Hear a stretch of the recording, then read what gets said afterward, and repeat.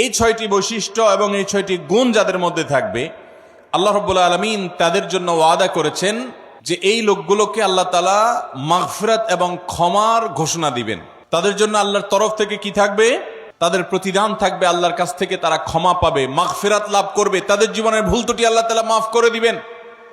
আর তাদেরকে আল্লাহ রাব্বুল আলামিন ইমানদারের সবচেয়ে বড় কাঙ্ক্ষিত টার্গেট এবং লক্ষ্য জান্নাত দান করবেন ইনশাআল্লাহ। কোন সেই 6টি গুণ, যে গুণ একজন মুত্তাকি মানুষের মধ্যে অবশ্যই থাকতে হবে, এবং এই গুণগুলো আমাদেরকে কিয়ামতের ভয়াবহতম দিনে আল্লাহর কাছ থেকে মাগফিরাত এনে দিবে এবং জান্নাত নিশ্চিত করে দিবে। জানা দরকার আছে না নাই? আসুন আমরা সেই 6টি গুণের সাথে পরিচিত হই। যদিও মুত্তাকিদের প্রায় 40টিরও বেশি গুণের কথা কোরআনে আল্লাহ তাআলা আলোকপাত করেছেন। নবী করিম সাল্লাল্লাহু আলাইহি সাল্লামের বহু হাদিসে মুত্তাকিদের বহু গুণের কথা আলোকপাত হয়েছে। সেগুলো নিয়ে একটি দীর্ঘ আলোচনায় আমরা চেষ্টা করেছি মুত্তাকিদের কোরআন হাদিসে যতগুলো গুণ বলেছে সে সবগুলোকে একত্র করার। আজকে শুধুমাত্র আমরা সূরা আলে ইমরানের 133 থেকে 36 আয়াতগুলোর মাধ্যমে এখান থেকে মুত্তাকিদের 6টি বিশেষ গুণের কথা উল্লেখ করব। এই গুণগুলো যদি আপনার মধ্যে থাকে তো আল্লাহর শুকর আদায় করবেন, আর যদি না থাকে এই মজলিসে বসে এইখানেই মনে মনে নিয়ত করবেন যে আল্লাহর কোরআনে একটা গুণের কথা বলা আছে অথচ আমার মধ্যে নাই, আমি কেমন মুসলমান। অতএব এই মসজিদ থেকে নিয়ত করবেন, তাহলে এই গুণটা আমাকে অর্জন করতে হবে ইনশাআল্লাহ তাআলা আমাদের সবাইকে এই গুণগুলো অর্জন করে যাওয়ার তৌফিক দান করুন। মোহতারাম হাজরিন, আল্লাহ রাব্বুল আলামিন বলেছেন ওয়াসারিউ ইলা মাগফিরাতিন মির রাব্বিকুম ওয়া জান্নাতিন আরদুহা কাআরদিস সামাওয়াতি ওয়াল আরদ। তোমরা আল্লাহর মাগফিরাতের দিকে দৌড়াও, প্রতিযোগিতা করো, অগ্রসর হও এবং জান্নাতের দিকে অগ্রসর হও। যে জান্নাতের প্রস্থ এই নবমণ্ডল এবং ভূমণ্ডল সমূহের যে দূরত্ব আছে, এ দুইয়ের মধ্যে যত পার্থক্য আছে এরকম, সেই জান্নাতের দিকে তোমরা দৌড়াও, প্রতিযোগিতা করো, সেদিকে অগ্রসর হও, মুসারাআ করো। আল্লাহর মাগফিরাত এবং জান্নাতের দিকে তোমরা অগ্রসর হও, সেদিকে অগ্রসর হও, সেদিকে আগাও। যেই জান্নাত আল্লাহ তৈরি করেছেন উইদ্দাত লিল মুত্তাকিন, মুত্তাকিদের জন্য। জান্নাত কাদের জন্য তৈরি হয়েছে ভাই? মুত্তাকিদের জন্য। নামে মাত্র মুসলমান, তাকওয়া তাহারাতের নামগন্ধ নাই, জান্নাত তাদের জন্য তৈরি হয় নাই ভাই। জান্নাত তৈরি হয়েছে আল্লাহর সেসব বান্দাদের জন্য যারা শুধু নামে মুসলমান না, যারা মুসলমানের মধ্যে আফার ক্লাসের মুসলমান, যারা মুত্তাকি। আল্লাহ তাআলা আমাদের সবাইকে মুত্তাকি হওয়ার তৌফিক দান করুন। ভাইরা আমার, মুত্তাকি হওয়ার চেষ্টা করব তো ইনশাআল্লাহ। আসুন মুত্তাকিদের বৈশিষ্ট্য জেনে নেই। কি তাদের বৈশিষ্ট্য? 1 নম্বরের বৈশিষ্ট্য আল্লাহ তাআলা বলছেন আল্লাযীনা ইউনফিকুনা ফিস সাররাই ওয়াদ দাররা।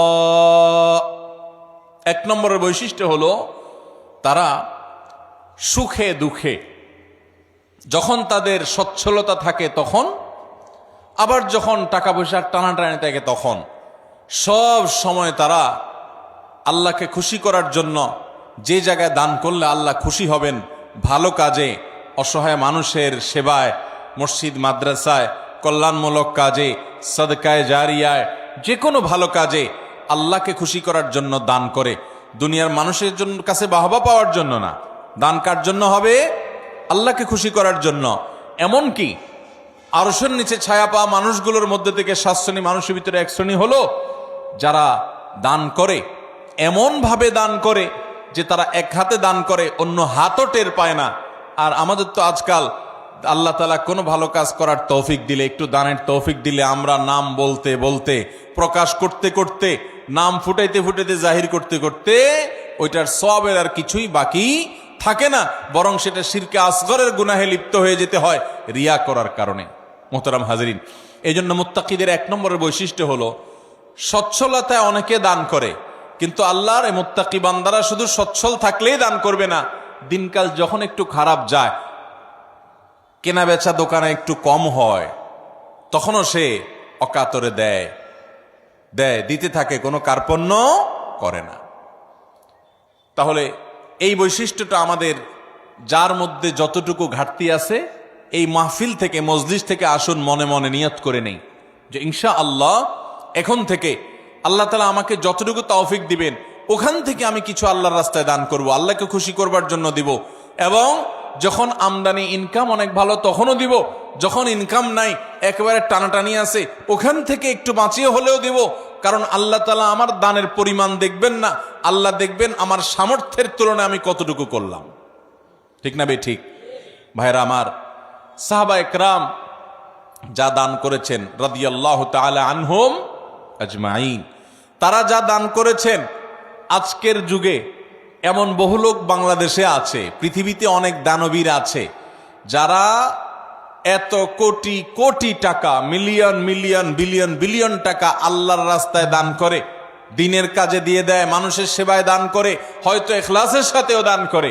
পরিমাণ এত বেশি যে সব সাহাবী মিলেও এত টাকা দান করার সুযোগ পান নাই। কথা বুঝেন নাই? সাহাবীদের যুগে এত সহায় সম্পদ তো ছিল না। তারা যা দান করেছেন যদি পরিমাণ একত্র করেন, তাহলে আজকের যুগে এমন বহু পয়সাওয়ালা আছেন যে এক একটা মসজিদ মাদ্রাসার পিছনে 20-50-100 কোটি আরো অনেক বেশি খরচ করে ফেলেছেন। আছে না নাই?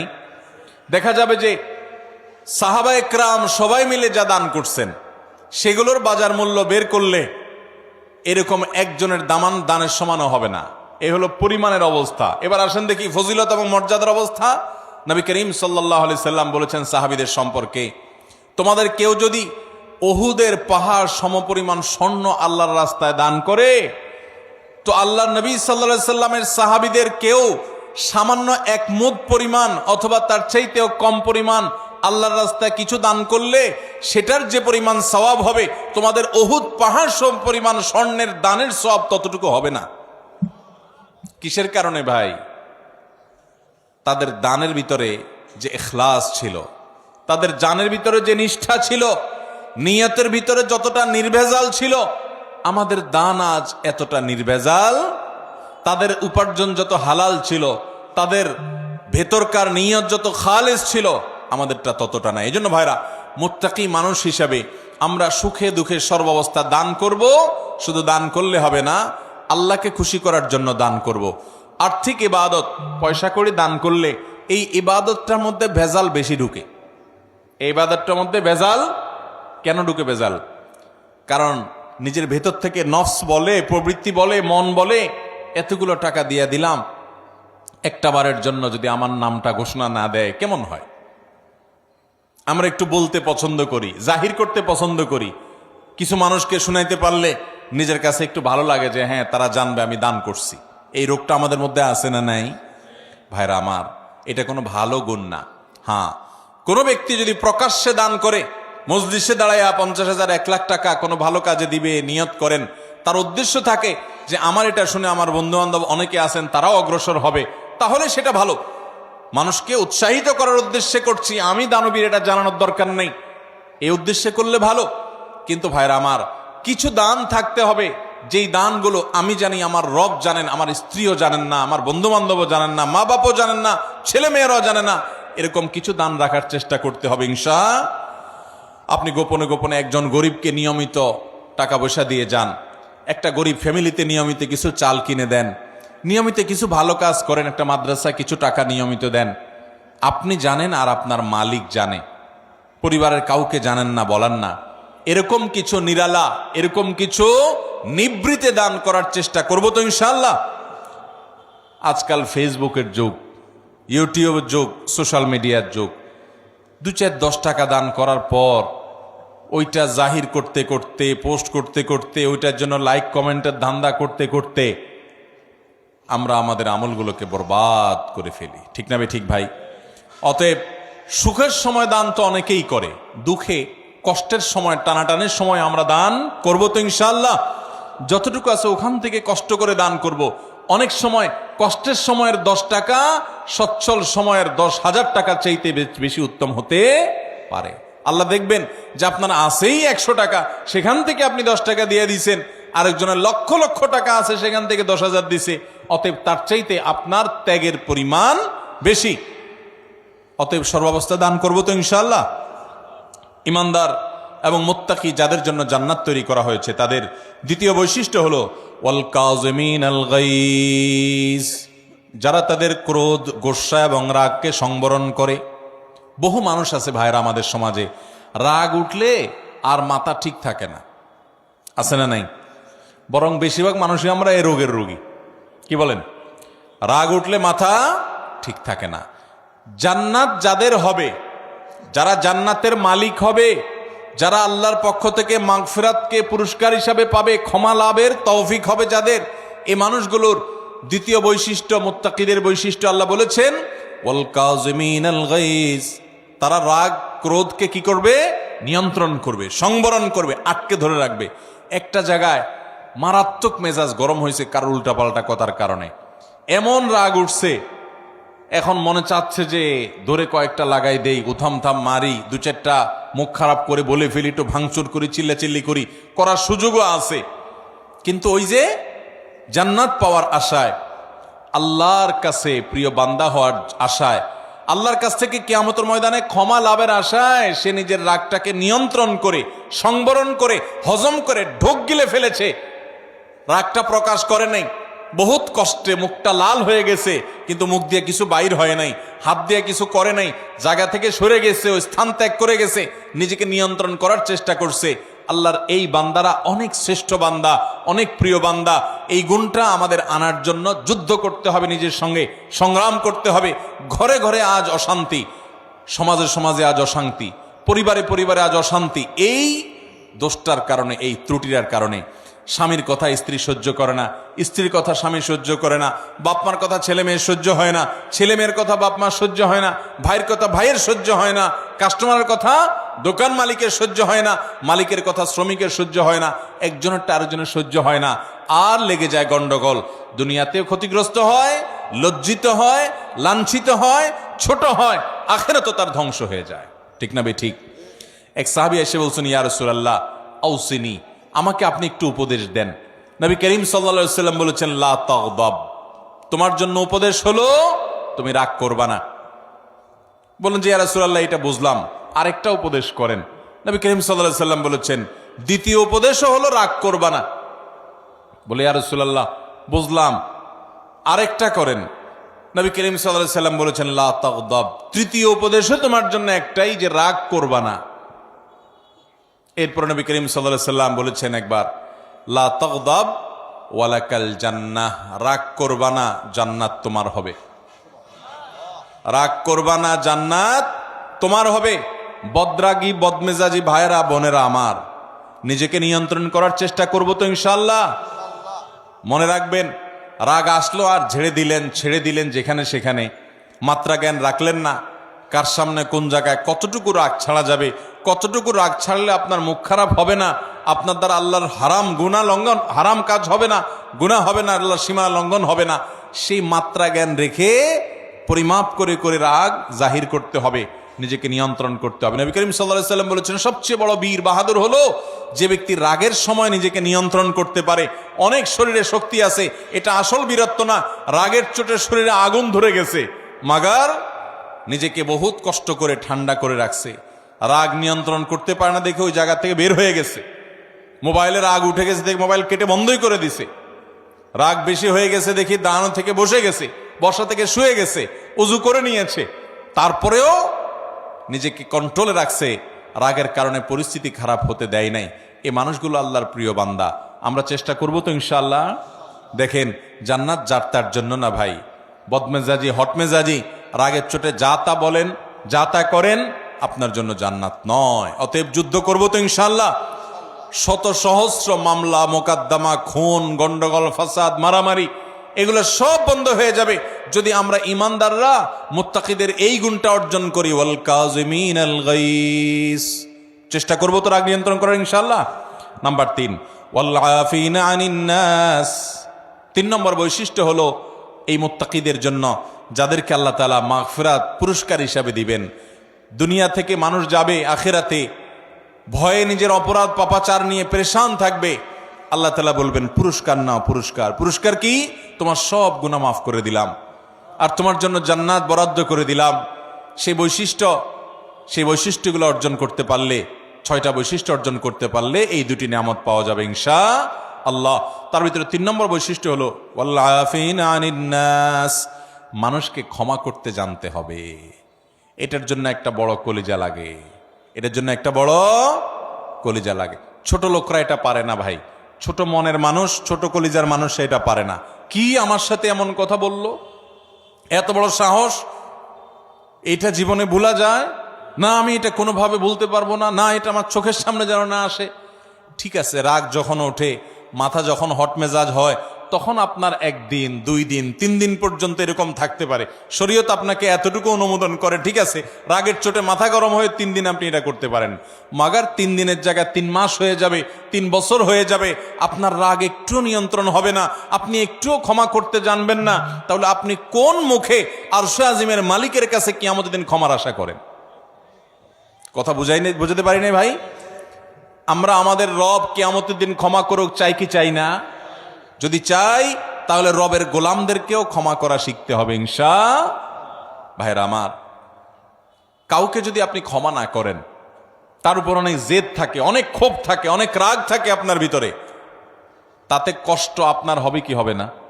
আরেকজনের প্রতি জেদ, ক্ষোভ, রাগের কারণে ভিতরে নিজের জ্বালা পোড়া হয় না, কষ্ট হয় না? আর যদি মাফ করে দেন, মাফ করলে যারে মাফ করছেন তার উপকার হোক বা না হোক, আপনার নিজের উপকার হবে, সাথে সাথে আপনার মনটা দেখবেন পাতলা হয়ে গেছে, আপনার মনটা যেখানে হালকা হয়ে গেছে, নির্ভার হয়ে গেছে, মনের ভিতরে মনে হবে একটা পাথর ছিল, পাথরটা জগদ্দল পাথর যেন সরে গেছে। যদি মানুষকে ক্ষমা করতে জানেন, মানুষকে ক্ষমা করবো তো ইনশাআল্লাহ। অনেক মানুষ আছে খুব শক্ত, লোহার মতো শক্ত, ক্ষমা করতে জানে না, একবার রাগ হলে তো হইল, আছে না নাই? এগুলো কোনো ভালো মানুষের, ভালো মুসলমানের, ভালো ব্যক্তির এবং মুত্তাকির বৈশিষ্ট্য হতে পারে। আমরা মানুষকে ক্ষমা করব। এখন কথা হলো, আমি ক্ষমা করলে ও বারবার উল্টাপাল্টা করে, ওর ক্ষতি করে। ভাইরা আমার, ও যদি নিজের ক্ষতি করে সে ক্ষতিগ্রস্ত হবে, কিন্তু আমি তো ক্ষমা করে আল্লাহর কাছ থেকে পুরস্কার পাবো। অতএব আমার লাভ না লাভ নাই, আমি তো আমার নিজের লাভ বুঝবো। পাগলেও নিজের লাভ বুঝে, কিন্তু আমরা নিজেরটা অনেক সময় লাভ বুঝি না। নিজের লস করে হলেও আরেকজনের উপকার করার চেষ্টা করি।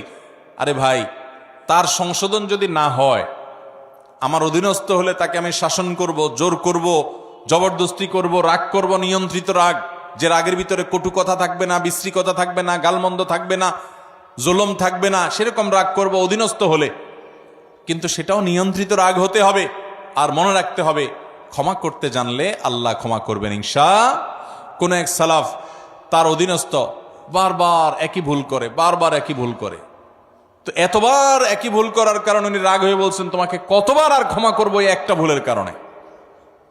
তখন সে কানে কানে ওনাকে বলছেন, কিয়ামতের ময়দানে আল্লাহর কাছে দুনিয়াতে একই পাপ যতবার করার পরও মাপের আশা রাখেন, আমাকে ততবার করলেই হবে। আল্লাহ তাআলা আমাদেরকে মানুষকে ক্ষমা করার মতো উদার মন মানসিকতা লালন করার তৌফিক দান করুন। তাহলে মুত্তাকিদের 3 নম্বর বৈশিষ্ট্য হলো ওয়াল আফিনা আনিন নাস, যারা মানুষকে ক্ষমা করে। 4 নম্বর হলো আল্লাহু ইউহিব্বুল মুহসিনিন, আল্লাহ তাআলা ইহসানকারীদেরকে ভালোবাসেন। অর্থাৎ এটাও মুত্তাকিদের একটা বৈশিষ্ট্য হবে যে তারা ইহসান করবে। ইহসান মানে যে কোনো ভালো কাজ করবে, আল্লাহর বান্দাদের প্রতি অনুগ্রহ করবে, পরোপকারী হবে, মানুষের উপকার করবে। ভাইরা আমার, ডক্টর খন্দকার আব্দুল্লাহ জাহাঙ্গীর রাহিমাহুল্লাহ এদেশে ক্ষণজন্ম একজন আলেমে দ্বীন ছিলেন, ইসলাম বিশ্ববিদ্যালয় কুষ্টিয়ার হাদিসের প্রফেসর ছিলেন, বহু গ্রন্থ এর রচয়িতা ছিলেন। স্যার রাহিমাহুল্লাহ বলেছেন যে আল্লাহ তাআলা আমাকে কোরআন হাদিসের যতটুকু ইলম দিয়েছেন, দেশে বিদেশে বিভিন্ন ইউনিভার্সিটিতে, মাদ্রাসায় দীর্ঘকাল পড়াশোনা করে, শিক্ষকতা করে, ইউনিভার্সিটিতে হাদিস পড়ায় যতটুকু আমি কোরআন হাদিস এবং ইসলামের বই পুস্তক পড়ে ইলম অর্জন করেছি, আমি বুঝেছি গোটা ইসলামের জিস্ট 2টা কথা। তার একটা হলো আল্লাহর প্রতি ঈমান আনার পর এবং আল্লাহর মৌলিক মোটা মোটা ফরজ বিধানগুলো মানার পর আল্লাহর জমিনে যে আমলটাতে আল্লাহ সবচেয়ে বেশি খুশি হন, সেটা হলো কোনো মানুষ যখন কোনো মানুষের উপকার করে। আর দ্বিতীয় কথা যেটা শুনলাম, বুঝলাম কোরআন হাদিস থেকে, সেটা হলো যে কুফরির পর, বড় বড় কবিরা গুনাহগুলোর পর আল্লাহ সবচেয়ে বেশি নাখুশ হন, অসন্তুষ্ট হন বান্দা যখন আরেকজনের ক্ষতি করে, ক্ষতি করার চেষ্টা করে, পিছে লাগালাগি করে। ভাইরা, এই রোগটা, মানুষের পিছে লাগার রোগটা আমাদের মধ্যে আছে না নাই? আছে। অযথা দেখবেন মহিলাদের মধ্যে এ রোগ আছে, দোকানদারদের মধ্যে এ রোগ আছে, রাজনীতিবিদদের মধ্যে এ রোগ আছে, হুজুরদের মধ্যে এ রোগ আছে, সাধারণ মানুষের মধ্যে এ রোগ আছে, যে পিছে লাগ, এর গোষ্ঠী উদ্ধার কর, আছে না নাই? ইমানদার কারোর পিছে লাগবে না ভাই। ইমানদার নিজের চরকায় তেল দিবে। আমার কি হবে কিয়ামতের ময়দানে আমি জানি না। জীবনে 4 রাকাত নামাজ ঠিকমতো নামাজ পড়ে মনোযোগের সাথে খুশুখুশুর সাথে পড়ে আল্লাহর কাছে পেশ করার মতো রেডি করতে পারি নাই। কত ত্রুটি, কত মনোযোগ কোন দিক চলে যায়। সেখানে আমি সারা দুনিয়ার মানুষকে নিয়ে লাগবো, আমার নিজের কি হবে সেই চিন্তা করবে, সেই সাথে অন্যের ইসলাহ করব, মানুষের ক্ষতি করার উদ্দেশ্যে, ছিদ্র বের করার উদ্দেশ্যে, দোষ ধরার উদ্দেশ্যে পিছনে লাগালাগি করা, ধর্মের নামে, ইসলামের নামে আমরা অনেক সময় এক গ্রুপ আরেক গ্রুপের বিরুদ্ধে লাগি কি লাগি না ভাইরা, ফেসবুকে, সোশ্যাল মিডিয়াতে, অনলাইনে, অফলাইনে। তো ইমানদার এটা করবে না। ইমানদার পরোপকারী হবে, মানুষের কল্যাণকামী হবে, ইহসান করবে এবং যে কোনো ভালো কাজ পাইলেই সেটা করার চেষ্টা করবে। আল্লাহু ইউহিব্বুল মুহসিনিন। 5 নম্বর বৈশিষ্ট্য হলো ওয়াল্লাযীনা ইযা ফাআলু ফাহিশাতান আও যালামু আনফুসাহুম যাকারুল্লাহ। যারা কোনো অশ্লীল, অন্যায়, জেনা, ব্যভিচার, অপরাধমূলক যে কোনো কর্মকাণ্ড, কোন একটা গুনাহের কাজ করে ফেলেছে, কারো গীবত করে ফেলেছে, কাউকে কষ্ট দিয়ে ফেলেছে, বা কোনো একটা গুনাহ করে ফেলেছে, ওয়াল্লাযীনা ইযা ফাআলু ফাহিশাতান আও যালামু আনফুসাহুম, অথবা নিজের প্রতি নিজে অবিচার করেছে। ভাইরা আমার, আমরা গুনাহ করলে কার ক্ষতি হয়? আল্লাহর ক্ষতি হয়। আল্লাহর কোনো হুকুম লঙ্ঘন করলে আল্লাহর ক্ষতি হয়। আল্লাহর কোনো ঠেকা আছে ভাই? আমরা দুনিয়ার সব মানুষ মিলে যদি একত্র হয়ে সবাই মিলে যদি হারামে চলে যাই, আল্লাহর কোনো লস আছে? আল্লাহর কোনো লস নাই। আর আমরা সবাই মিলে যদি আল্লাহর গোলামি শুরু করে দিই, আল্লাহর কোনো লাভ আছে? আল্লাহর কোনো ঠেকা নাই ভাই। এই জন্য নিজে অপরাধ করে, পাপ করে যে নিজের প্রতি অবিচার করি, আও যালামু আনফুসাহুম, নিজের প্রতি যদি নিজে অবিচার করেন, অশ্লীল কাজে লিপ্ত হন, এরকম কোনো কাজ করার পর যাকারুল্লাহ, আল্লাহর কথা স্মরণ হয়, রে আমার সৃষ্টিকর্তা আল্লাহ তো দেখছেন, তার কাছে তো জবাবদিহি করতে হবে, এটা মনে হওয়ার সঙ্গে সঙ্গে ফাস্তাগফারু লিযুনুবিহিম, সাথে সাথে ওই অপরাধের জন্য আল্লাহর কাছে মাপ চায়। ওমাইয়াগফিরুয যুনুবা ইল্লাল্লাহ, আর সে জানে আল্লাহ ছাড়া কেউ মাফ করতে পারবে না এই অপরাধ থেকে। এজন্য সে আল্লাহর কাছে ওইভাবে কায় মনোবাক্যে মাপ চায়। এই বৈশিষ্ট্যটা থাকবে যাদের, মুত্তাকিদের, যে কোনো গুনাহ হলে মানুষ হিসাবে গুনাহ হয়ে যেতে পারে, যখনই গুনাহ হয়ে যাবে সাথে সাথে বিলম্ব না করে দ্রুততার সাথে আল্লাহর কাছে মাপ চাইবে। আল্লাহর কথা স্মরণ হবে, আরে আমি তো এটা করতে পারি না, ইমানদার হিসাবে, জান্নাত প্রত্যাশী মানুষ হিসাবে সে আল্লাহর কাছে মাপ চাবে। 6 নম্বর বৈশিষ্ট্য হলো ওয়ালাম ইউসিরু আলা মা ফাআলু ওয়া হুম ইয়ালামুন, এবং একটা পাপ একবার হয়ে গেলে নিজেকে নিজে সে ভৎসনা করে, রাগ করে, নিয়ন্ত্রণ করে, আর সে সেই অপরাধের ধারে কাছেও যায় না।